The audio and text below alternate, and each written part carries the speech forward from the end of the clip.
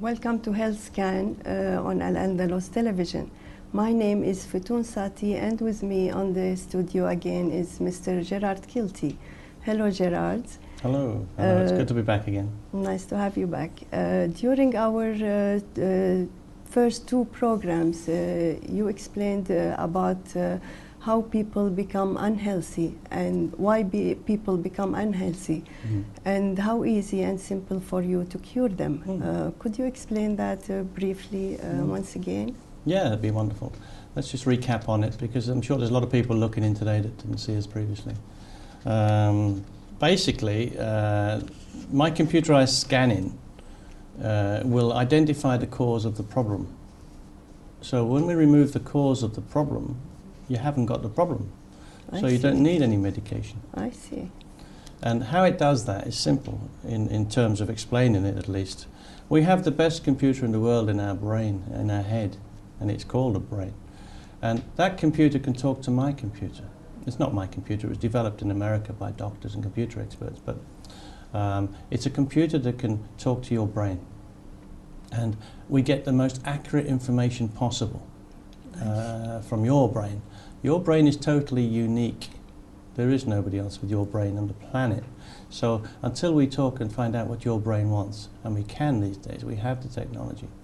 There's no good listening to people, doctors or anybody else. They can only give you an educated guess, and in most cases it doesn't work, as to what's causing the problem.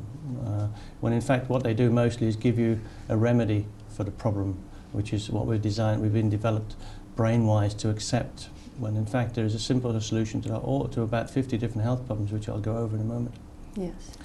And that is to find the cause of the problem. Exactly, that's what you need to find. Yeah, the brain is a computer, as everybody knows, and it runs on electricity. And we need electricity in the nervous system, but we don't actually generate electricity in the body. So we have to put it in. And we do put electricity in when we eat food. Those of you that saw the first program will remember seeing a clock that ran off potatoes. But that clock can run off any food without any batteries at all. You just plug it into the food and the clock runs electric clock. And it works. And it works. And it works for about a month with 2 potatoes. Yeah. They eventually run out of electricity like any battery would. But food is a battery as far as our nervous system is concerned. But then so is heroin or chicken or a pill from the doctor. They're just carriers of electricity into our body. And when they get in, they break down and become chemicals and release that electricity. And that's what arrives at our brain, and it travels through the brain. But if our brain doesn't want that signal from chicken or cucumber or banana, well, we get a problem. If you put the wrong electrical signal into any computer, you'd expect it to give you problems. True. Well, that's a computer too, and that's what causes about 50 different health problems. My computer can actually send the signals for the foods, the same signals that your brain would receive if you eat the foods. I can send them to your brain. And I can measure your brain's acceptance of those signals. And they're all different, because each food is a different chemical. So your brain will tell us what it wants and what it doesn't want. We've done a couple of programs already, and in each case we're explaining this at the beginning, because obviously people need to know what we're talking about, and the new people that have come to watch the show. So that's basically the crux of it. We can actually identify what's causing your brain to send out the wrong signals that cause the health problems. And it takes about an hour to an hour and a half to do it. Without going on too much on that one question, what I'd like to do, if you don't mind, is to just read out the list of health problems again that I have cured with this scanning. And I do mean cured, because I have letters here, and this is only a drop in the ocean to the people that I've actually cured. These are just a few people that have actually written to me. There's a lot more back at the clinics, and we have several clinics around the world. But these are just some of the letters that people have written to give you some idea of the success that I get. And these are all people that have recovered from all these health problems I'm now going to talk about. They're all covered in these letters. Fantastic. And they've had one visit to the clinic. Amazing. One visit. It took about an hour and a half to find what was causing their problems. With no drugs, with no anything. Nothing at all. They don't need any drugs, because what we've done is remove the cause of the headaches, the eczemas and the asthmas. And then they haven't got the problem, so they don't need the drugs. Fantastic. And this is why most people out there will not have heard about this technology, because obviously the drug companies don't want you to. The fact is that the computer cures people without drugs, and it's not a very good thing to promote as far as drug companies are concerned. I see. And drug companies obviously are very good in many respects. We need a lot of the drugs that they produce. And by the way, we also need a lot of the doctors to administer the drugs. I've got nothing against any doctor that does the job properly, is prepared to learn new technology, is prepared to accept that people can be cured in other ways. Yes. Doctors have not got all the answers, and I think everybody watching you today would agree with that. Yes. In fact, of the 10,000 or so people that I've cured over the last 10 years, and I do mean cured, with this technology, every one of those had already been to see a doctor. And it wouldn't be just one doctor, it would have been to many before they came to me. Doctors should use this technology as well. Well, they do. It was developed by doctors, and there are quite a few of them using it around the world. But maybe we can talk about that a little bit later, because I think we need to get into some detail on that one. Okay. Let me just read the list. I know it's a fairly lengthy list, but it is important that your viewers know the sort of things that I can cure, and have cured, and will continue to cure. Nausea, loss of confidence, epilepsy, asthma, coughing, sleep problems, arthritis, lack of concentration, ME, migraine and headaches of any kind, rhinitis, diarrhea, bloated stomach, constipation, irritable bowel syndrome. I could go into detail on many of these, but we probably will later on. But this is sort of quite an incredible range of, and these are things that people run to the doctor with every day and looking for remedies. That's true. You don't need a remedy for any of these things. Eczema, hay fever, tinnitus, memory problems, lethargy, snoring, mood swings, weight. People come to me with to lose weight in most cases, but there are some that are underweight that need to build up. And when the brain starts to run their body properly, as it will do when you stop poisoning it with the drugs called food, then the weight levels off to what it should be. It's as simple as that. It'll either go up or down. It balances the weight. It balances. It balances the body. It starts working properly. The brain starts working properly for the first time in your life. When you stop poisoning it, everybody on the planet's poisoning their brain. They're doing it every day with drugs called food, and they just do not realise that. Yeah, because we don't know. You know, and you haven't. How could you possibly know? Because until you see someone like me that can explain it, then you would never know, because it's not being taught to you in general GP practices and so on, which it will be one day in hospitals.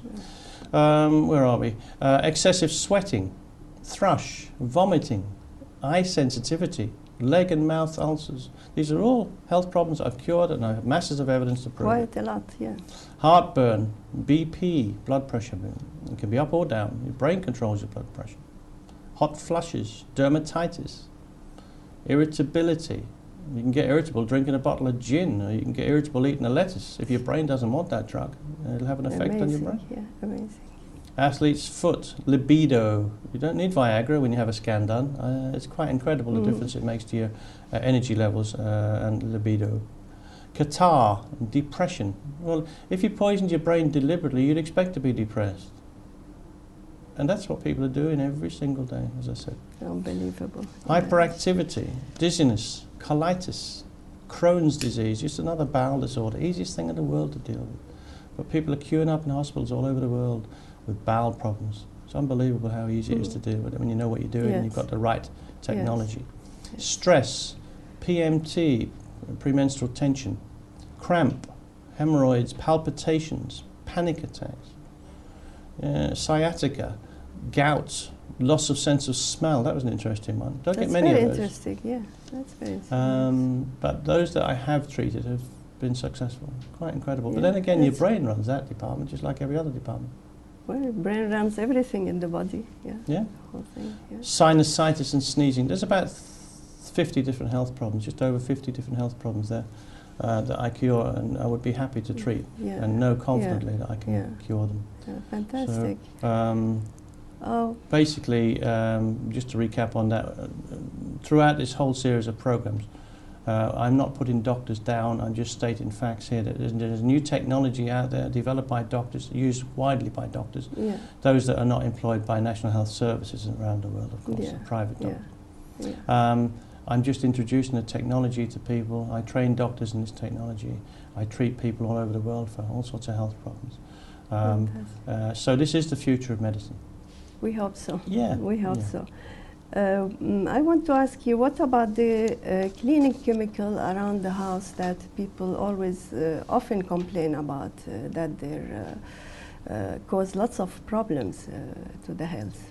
Yeah, to be honest, I have checked some over the years. People bring them to the clinic or whatever. I can check anything at all if people bring it. But mostly I have these signals for these drugs, and they are drugs. Of course, everything's a drug. I have them in the computer, so I can send them to your brain. Oh, by the way, that's simple, as you know. I can press on the finger, just with a probe. I have a probe that I gently press on the finger, and that connects me to your brain. So I can send a signal that way.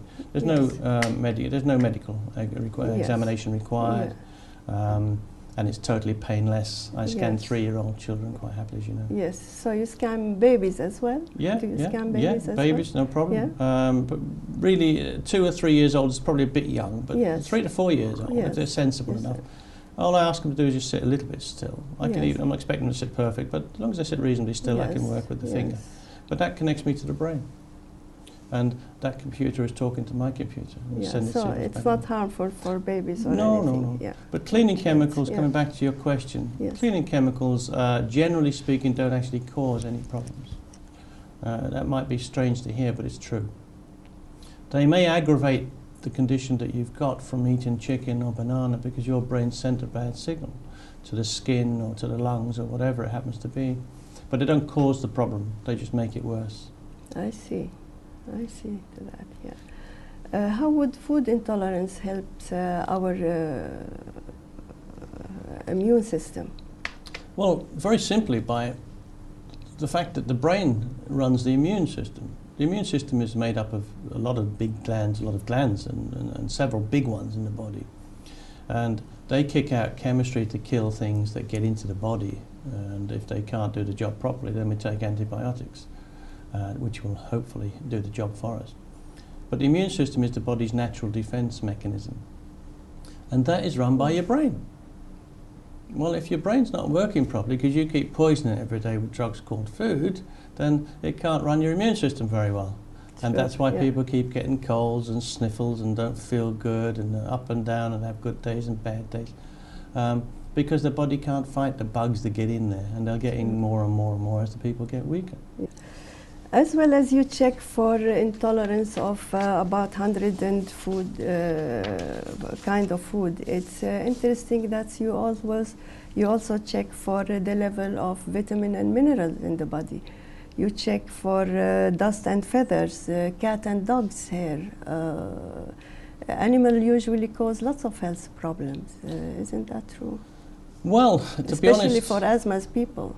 Yeah, you're right, and they will. Of course they will, because the dust from the animal will get into the body, into the lungs, and aggravate them, those sensitive nerve endings that are in the lungs. Yes. So, but my point is, if you don't eat the chicken or the cucumber or the lettuce or the banana that's poisoned the brain in the first place, your brain won't send out the bad signals to the lungs. Yes. So you won't have the sensitive nerve endings to be aggravated by the dust from the animal. It's so simple when you think about it. Amazing, yeah. Yes. And that's the way it works. I've scanned about 10,000 people, and I've tested them for foods. I tested about 108 different foods and herbs and spices and dust and feathers and animals and all sorts of things. About 180 different things. But I've yet to find, you'll probably count on one hand, the amount of people that have had a problem with an animal skin or hair from an animal. We always thought that was the cause. Yeah. And that's what you're told by the people who treat you. But they're wrong, and I've proved it thousands of times. And if that was true, if they had it right, then you would get better by walking away or leaving the animal, as many people would do. Yes. Well, it doesn't happen, does it? That's a point, yes. Yes. Do you find usually many deficiencies when you test for the level of vitamins and minerals?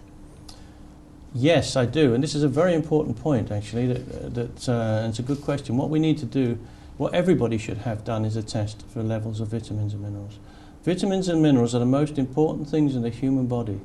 I don't think there's a doctor out there that would argue with that statement. And it'd be very silly to do so, because the vitamins and minerals are the things that make the chemistry in the body and the bone and the tissue and everything work.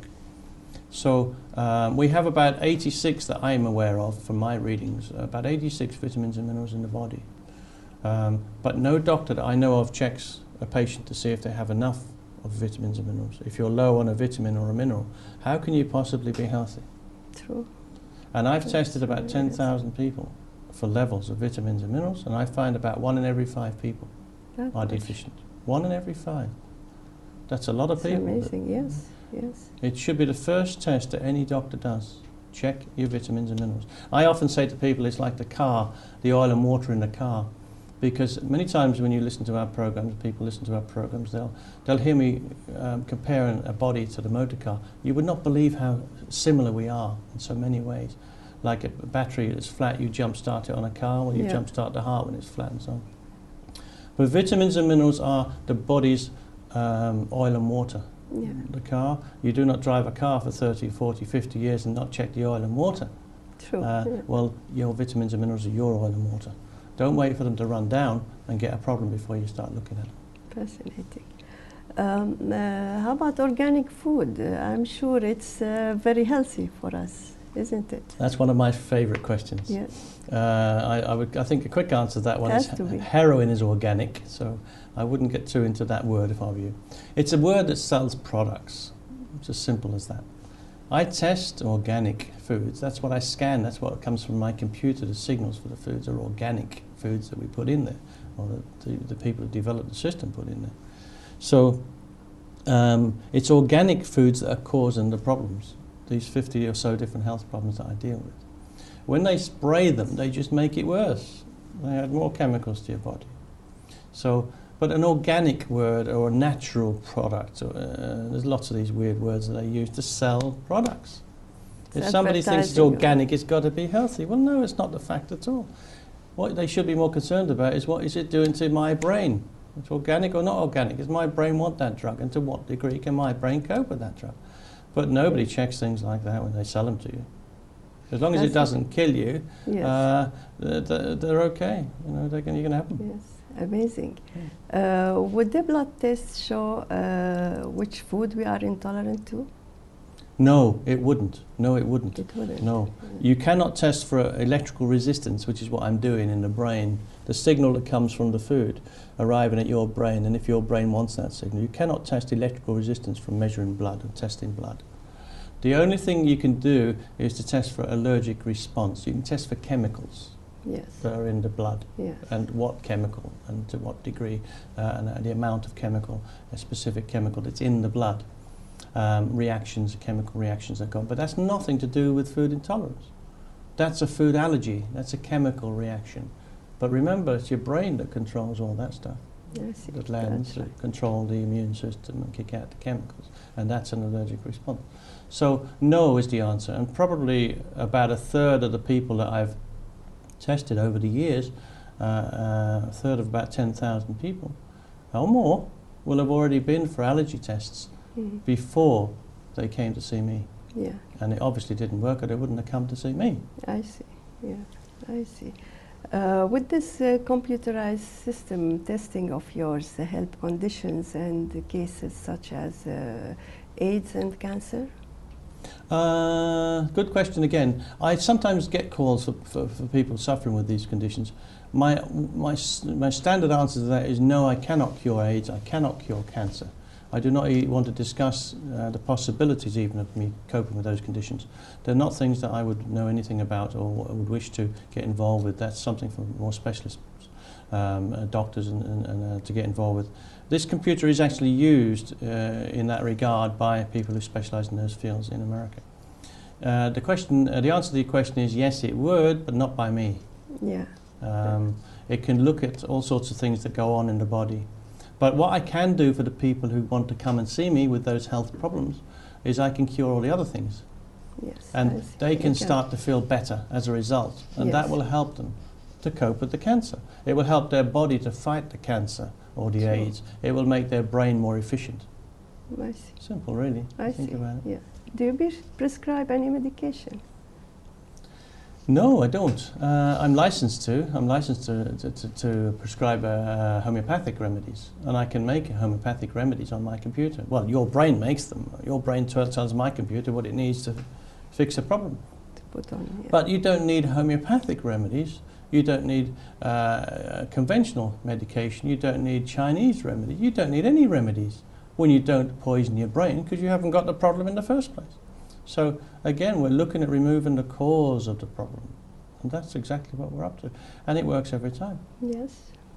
So there's no need for remedies. No need for them at all. Fantastic. Yeah. Well, this scanning system of yours, Gerard, it could save the National Health Service millions, if not billions, of pounds every and each year. So why it's not used by our hospitals? Why it's not used by our general practitioners? There's $1 million question. Yeah.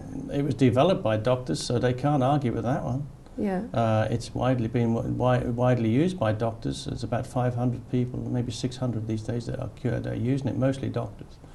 Everybody must have a medical background, of course. Yes. It's vital that they do, but not necessarily. Sometimes doctors are refused this technology. They're not allowed to have it because if it falls into the wrong hands, of course, then it will become discredited. And then it'll get more bad publicity than good. And there are many people who would like that to happen, of course, for obvious reasons. Yeah. It will be used in the medical world as the people out there in the big wide world become aware of it, become knowledgeable about the fact that this is the way forward. This is the way to be healthy without drugs. And they will demand to have it. Yes. They will ask their MPs and their presidents and so on as to why they cannot have it. And there's nobody out there in power that would be sensible or would be silly enough to stand up and refuse it because it cures people without drugs. There is no defense. They cannot argue with that. I see. It will happen. The reason it hasn't happened so far, there's probably a number of reasons. It's only been available for about 10 years. And that's not really, it was licensed in America by the FDA, Food and Drug Administration, 10, 11 years ago. So it's not a long time in terms of health care. There's a lot of doctors out in the world that don't know anything about it, much less been able to use it or been trained to use it. Yes. So it's early days.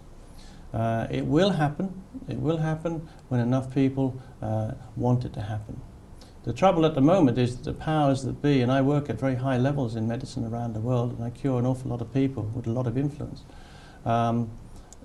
They're not basically in a position to make changes just overnight. These are things that cannot just happen because there's a lot of things dependent upon the income from drugs, for example, and taxes and so on. So you can upset a lot of people if you start changing things too quickly at the very highest levels. So this is possibly another reason. And if you want to keep your job, you don't change things too quickly. You tend to sort of move to one side and let things just carry on. So, but there are good people out there. There are very nice people out there who want and care about people's health and want changes for the right reasons. And they will eventually succeed because good always does succeed. And it will happen. But whether it will be in 5 years, 10 years, 20 years, I don't know. Yes. If patient wishes to see you, would they have to be referred by their doctors or? Some are, but no, they don't have to be. Yeah. Again, there are many doctors that I treat for their own health problems. If a doctor can't cure your migraine, then how are they going to cure their own, or your eczema or asthma or whatever? Yes. Well, when I cure their patients and they hear about it from the patient, then they inevitably will ring me and say, "Can you help me here? Because I need some help too." Doctors are not the healthiest people in the world. I think most people would agree. I know they have a lot of pressures and a lot of problems, but then so do we all in many ways. Yes. But if a doctor can't be healthy and you're going to him for treatment, then it doesn't give you a lot of confidence. So basically, it's just going to, time will solve most things in the end, I think. And we'll just have to do what we do, keep doing what we do, keep curing people, and eventually we'll get there. Yes, well, I'm sorry, Gerard, to say we've run out of time once again. And it's been another fascinating half an hour talking about your food intolerance. Thank you very much for coming into the studio and sharing your expertise with us. I look forward very much to our next program real soon. Well, thank you for inviting me, and we're going to get together now. I think we have a lot of interest already from people around the world, and we're going to start answering the questions that they're emailing and faxing and phoning in. We have another program, I believe, that's the plan, where we will talk about what we're doing and give the people the information they need so that they can start to communicate with us. But we're asking people to call in and to get involved, because we're doing our bit here. They've got to do their bit, and between us we can make a big success of it. Yes, yes. Thank you, Gerard. Thank you. Well, as Gerard says, it's now up to you to support this program. It will only work if there is sufficient interest from you, the viewer.